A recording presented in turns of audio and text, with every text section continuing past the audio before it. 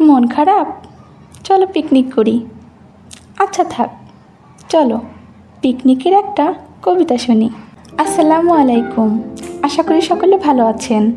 নিয়ে এলাম সকলের মাঝে মজার একটি কবিতা। কবিতাটির নাম পিকনিক।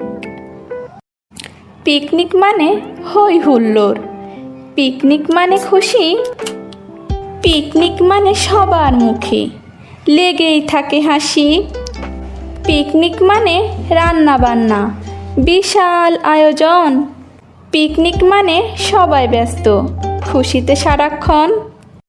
কেউ বা নাচে তিরিং বিরিং, কেউ বা করে গান, অভিনয় করে কেউ বা আবার একটি টাকা চান।